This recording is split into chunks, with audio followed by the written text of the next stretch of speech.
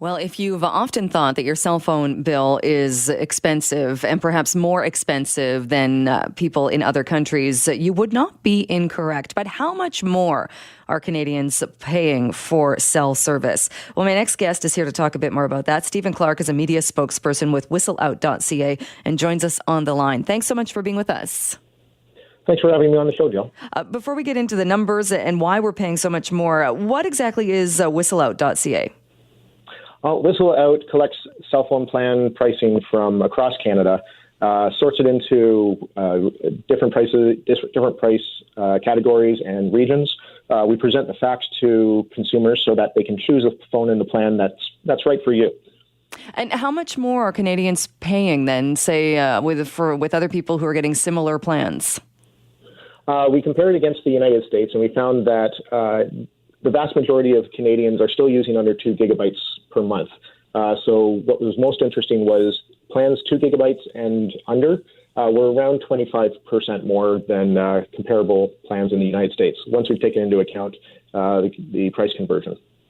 And is it competition, or why is it that we're paying so much more? There's a lot of possible reasons. The competition is certainly the most obvious. There's three major networks in Canada that carry most of the cell phone signal. In the United States, there's 4, so there's not a whole lot more competition there. But what we see is the differences in the behavior. In the states, they often they try to undercut one another. In Canada, we don't see that nearly as much. When the prices for Bell, Rogers, or TELUS, when one goes up, the other two usually follow. And same thing when they have a promotion, then the other two usually follow. So they don't. There's not quite as much effort to undercut one another. Do you think it would make a big difference then if we even added one more carrier, like in the States? The evidence is certainly there. In provinces where there's a strong fourth carrier, that's Saskatchewan, Manitoba, and Quebec, prices are much, much lower on average, we found. In fact, even in places like Saskatchewan where they have SaskTel, Saskatchewan doesn't even have the cheapest rates. The 3 major networks lower their prices to compete in that one province. But then once you leave Saskatchewan, then prices go back up nationwide. Are Canadians, do you think, also, are they willing to pay the price, or are we under the idea that we pay this price, but in doing so we get a better service? We do. We certainly get better service. On the worldwide scale, our mobile networks are the second fastest, behind only Norway. That said, nobody likes to pay more. That's why sites like WhistleOut are so much help, is because you can go to the website, punch in how many minutes or data you plan to use every month. You can even find out what phone you want to buy on a plan, and we can help you find what the cheapest rate is. The data or the information on your website as well also talks about the overage charges. And I think anybody hearing that will know exactly what that is and likely has paid one from time to time, if not more frequently than that. What about overage charges, and how do Canadian plans compare with others? In Canada, the CRTC actually put forward a wireless code of conduct that they recommend all carriers adhere to. And after many horror stories about people going over in their data caps and then being charged $1,000, $2,000, $3,000. There's a rule that they can't charge more than $50 before getting permission from the account holder to charge more for data. So you can still get data overages on many plans in Canada. However, they can't charge more than $50. There are 3 carriers that offer unlimited data.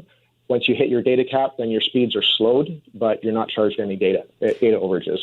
That's typically how things are handled in the States amongst all carriers. You can go over your data cap. However, once you do, then your speed can be slowed at any time.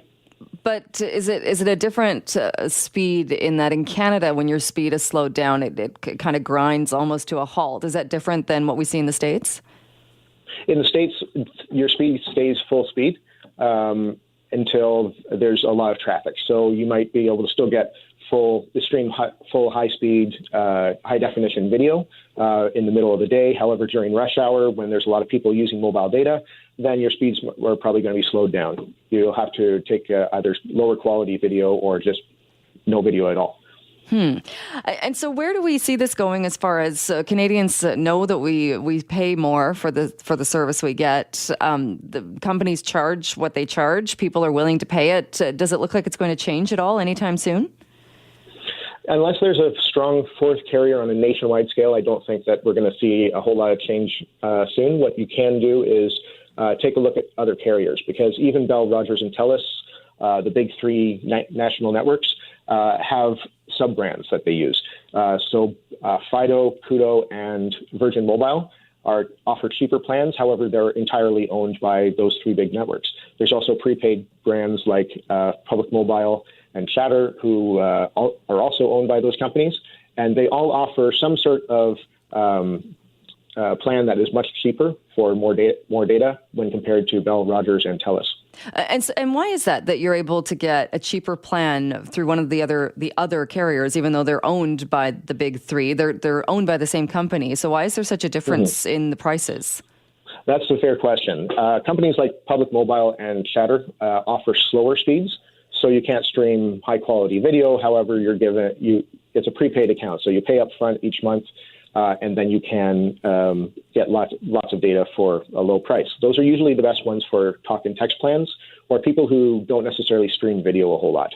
Brands like Koodo, Fido, and Virgin Mobile were created largely to keep from segmenting their market. So they can target a younger market or more spendthrift customers without diluting their larger brand. And you mentioned the three provinces that have the lower fees, Quebec, Manitoba, and Saskatchewan, with the fourth carrier. Do you see other provinces going that route, or is there a demand, do you think? Would people in those provinces like to see that? Yeah, I think anybody would like to see that. The other fourth carrier to mention is Freedom Mobile, which is present in BC. However, they're hyper-local. They're simply located only in Vancouver and Victoria. They're expanding to other cities in BC as well as Alberta and Ontario, but we don't see the same kind of competitive pricing from the major networks that we see in those other three provinces. So the takeaway from this is people could go to your website and see what's available and what we're paying, but prepare or be ready to continue paying more. More than other countries, yes, but we do get better service. I can assure you of that. All right. Well, thank you so much for joining us to talk about some of the research and what people are paying. Appreciate your time today. Thank you.